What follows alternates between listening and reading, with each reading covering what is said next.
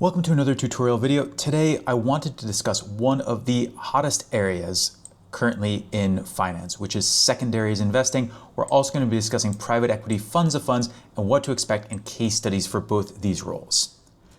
So as some background, you've probably seen a lot of headlines and news about how traditional private equity has not been doing well in terms of exits and liquidity for investors, but a few related fields have actually been performing quite well this year. So I'm going to bring up this chart here from Jefferies, a report on secondary deal volume. In other words, buying and selling stakes in existing private equity funds and their portfolio companies. And you can see the numbers here. They're estimates for 2025 based on the first half of the year and how it's up tremendously over the 2019 to 2024 overall deal volume. And so this specific field has been doing very, very well, even though underlying private equity has not. Since this has attracted so much interest recently, we actually released a new private equity funds of funds and secondaries course. And in this tutorial, I'm going to share a few of the case study principles and some of the simplified examples from that course. For all the files and resources here, you'll want to go to this URL, go to our financial sponsors page, and then funds of funds case studies. I'll pin this URL below the video so you can just click on it and go to the link directly like that. So I want to start with the overall motivation here for these industries. Why should you care about private equity funds of funds? Why should you care about secondary investing? What motivates investors on either side of these deals? First off, existing private equity firms always need to raise new funds over time. And so if you're working at a pension or endowment or sovereign wealth fund that evaluates private equity firms, you will have to evaluate their new funds and look at historical performance to see if you want to invest in these new funds. Another motivation is that the limited partners in private equity funds, so again, the pensions, sovereign wealth funds, endowments, institutions like that, often need liquidity or they need to rebalance their portfolios. And so to do that, they may need to sell some of their stakes in private equity funds. And so you may have to evaluate the price that they're asking for and what you want to pay for one of those stakes.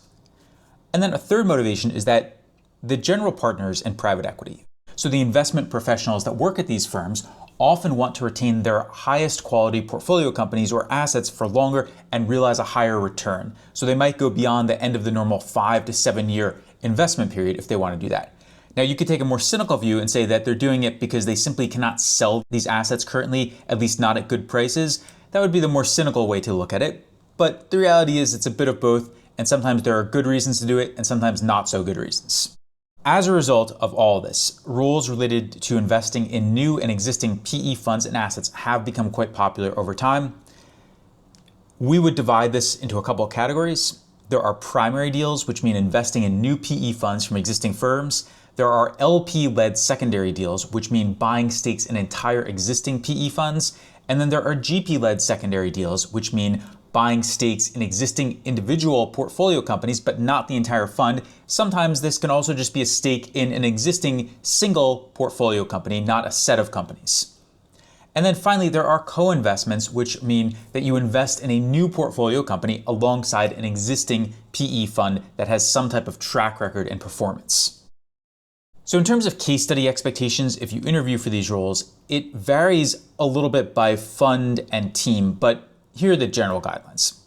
If you are analyzing new private equity funds, you're always going to look at the historical performance in Excel. You're going to aggregate the portfolio company metrics and performance over all the funds. You may have to build some type of waterfall schedule for the carried interest, and you'll also do some qualitative evaluation of the team, the strategies, the sourcing, the industries they focus on, things like that. Now, when you talk about LP-led secondary deals, buying stakes in existing PE funds, here, it is more like a traditional financial model where you'll have to forecast and value the unrealized portfolio companies. You may have to build some type of mini LBO model for them. You may also have to build a waterfall schedule for carried interest, just as with the primary deal analysis. And then you'll calculate some fund-wide metrics like the net IRR, the total value to paid in capital or TVPI, and you may factor in bid discounts and purchase price deferrals and other things like that. And then co-investments and GP-led secondaries I'm grouping together because they are often quite similar. These are more like traditional LBO models. So you're forecasting the cash flow, you're setting up debt schedules, you are building an LBO model, but you're adding in some additional features related to the structures that are used in these deals. You may also sometimes have to do some qualitative analysis, and you may even have to do some PE fund level analysis depending on the context. So I've just circled here the parts that overlap. overall, as you move from left to right, it starts to resemble traditional financial modeling and valuation more. On the left side, evaluating new PE funds is really more about the Excel functions and aggregation and analyzing the historical data. So on this slide, I've just summed up a bit of what I was talking about just now. If you want to see examples of all of these, I have a simple fund analysis here on the resource page for this video. And essentially, we just sum up and aggregate the portfolio company performance by deal size, by industry. We look at it by fund type here at the very bottom. So that's an example there. In terms of a secondary analysis, I'll bring up this example where we look at a couple different funds and then we forecast the individual portfolio companies. We use comparable public companies to determine the valuations or reasonable multiples. We also calculate the returns based on the amount that we pay upfront for a stake in this fund. The estimated distributions, we deduct the carried interest and other fees, and we use that to determine the IRR and the multiple of invested capital, or the TVPI here. And then finally, for a GP-led secondary, I have a simple example here where it really is like a traditional LBO model where we're buying a company based on a multiple of EBITDA.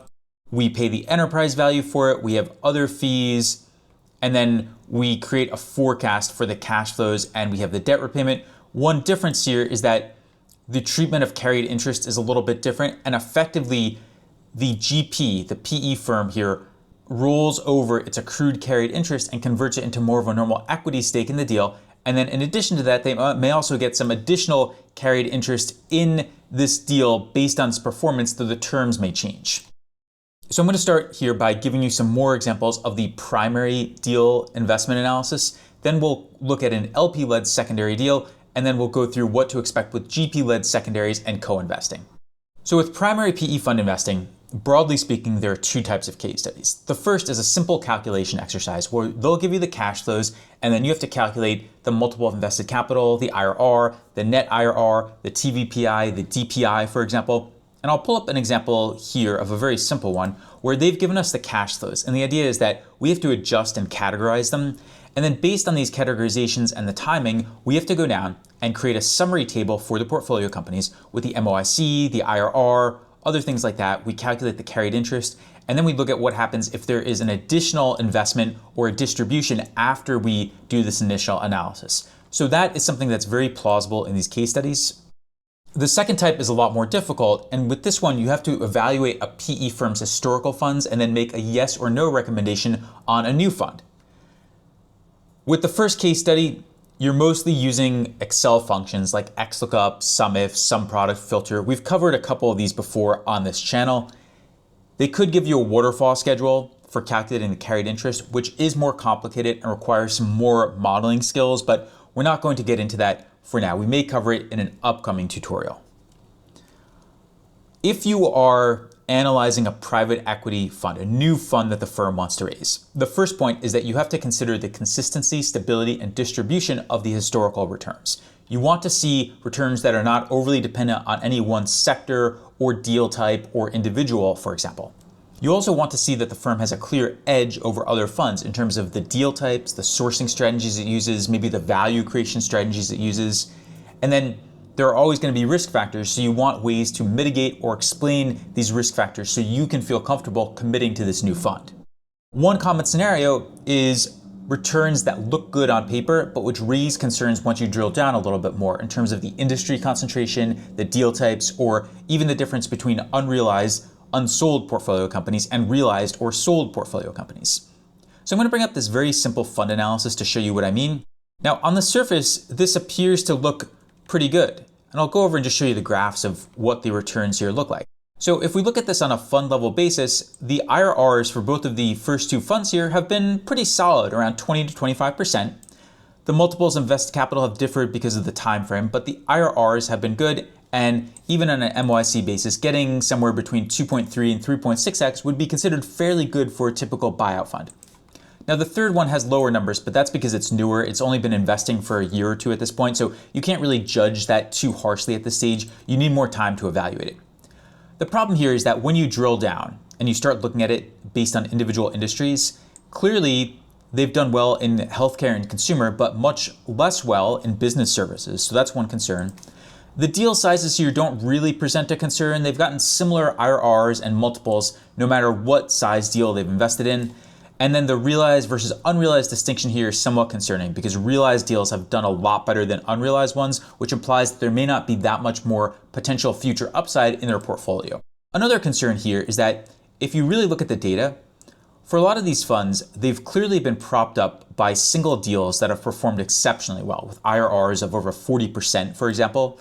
And you see that if you look at Fund 2, which has around 8 portfolio companies, the same thing happens. And even in Fund 3, the most recent one, we have one deal with a 37% IRR, and then everything else is much lower. Now, these wouldn't cause us to say no to an investment in a new fund, for example, but they would make us a little bit concerned and cause us to consider it and at least list some of these as risk factors when we evaluate this type of fund.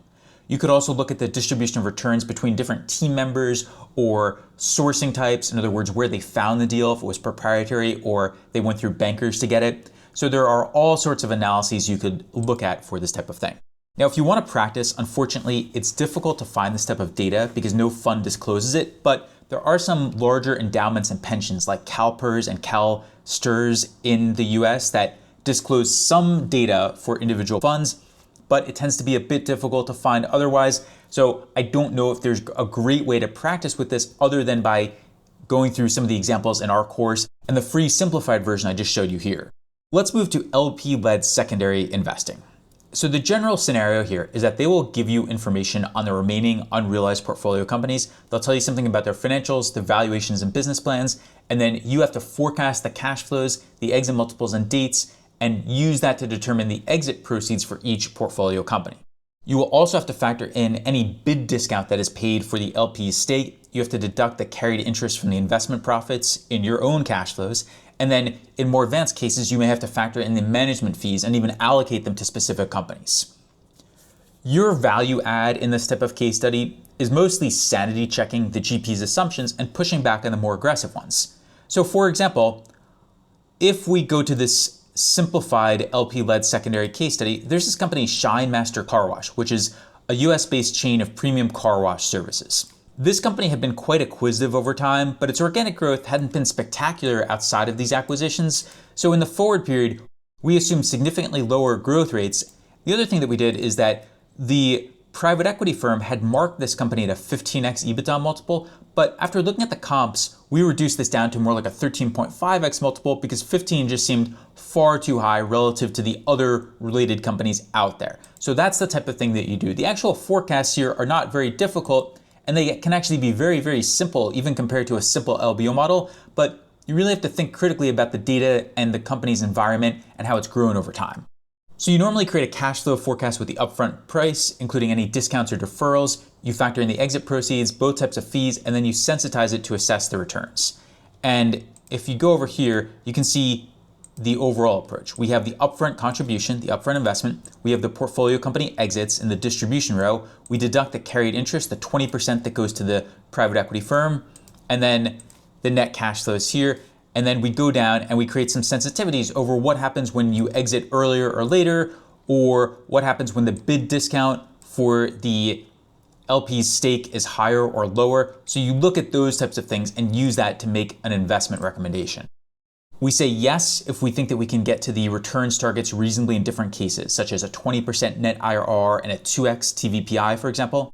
If you want to practice, I would recommend taking maybe 3 or 4 public companies you follow, create very quick, simple LBO models for them, and then work backwards and figure out the overall price that you could pay to get to something like a 20% net IRR. And think about what they're currently valued at and what type of discount you'd have to pay to that to get to this type of IRR or multiple result. Finally, let's go to GP-led secondaries and co-investing. Now here, I'm not going to say too much because this is really traditional LBO modeling for the most part, where they give you a SIM or an annual report or a presentation. Then you build a cash flow model, the debt repayment schedule, other things like that. We've been through many examples in this channel before. If you are working on a co-investment, you may have to challenge the GP's assumptions. There may be more complex ownership or co-investment alignment tests. You may also have to do some fund level analysis where you look at the broader context and see how similar co-investment deals have done in previous funds, for example. Now with GP-led secondaries, as I mentioned before, there is some complexity over the treatment of the accrued carry, where it's sort of counted as a rollover, as a management rollover would be in a traditional LBO model, and that it is effectively an equity stake. And so when you are looking at the exit equity value, you deduct this as something that goes to the general partners. But then in addition to that, there may be additional carry based on the performance of this company, specifically after the deal closes right here, and the terms may vary. Sometimes you will see tiered structures, for example, that incentivize performance over a certain level, but there is some complexity around that. If you want to practice, you can use any of the existing LBO modeling tests or templates on this site or in this channel and just apply it to a public company you follow, and maybe try adding some of these co-investment or GP-led features. You could add a test for alignment, for example, and make sure that the GP actually contributes a substantial amount of its own capital for the deal, maybe 5 to 10%. You could see what it looks like at different fund sizes and different commitment levels for the GP, and see if they really need to offer it as a co-investment or if they're offering it because they're not completely confident in the deal, for example. So that is a little bit about what to expect in these case studies and why these fields have become more popular over time. So we started out by talking about primary PE fund investing, such as in case studies that you would get at a fund of funds. This is mostly about Excel, aggregating data, looking for trends, making sure the returns are consistent and stable, and being able to identify risks and explain them or find ways to mitigate them. LP-led secondary investing, such as what you see at secondary specific investment firms, and also some traditional firms like pensions, endowments, and so on. This is more about projecting individual companies, valuing them over time, challenging some of the assumptions, and figuring out what you can afford to pay to earn a certain return. So it's sort of like an LBO model where you are more focused on solving for the upfront purchase price. And then GP-led secondaries and co-investing, these are very much like traditional LBO models. To practice with this one, you can use any of the templates that we've offered in this channel before, and then you can just add some of these additional features like the treatment of the accrued carry and the rollover there. You can add something about the investment alignment and making sure that each group is contributing the right amount. That's about it for this tutorial. Hopefully now you know a little bit more about what to expect in these types of case studies, and you have a few simple examples of files that you could use as references and to practice with.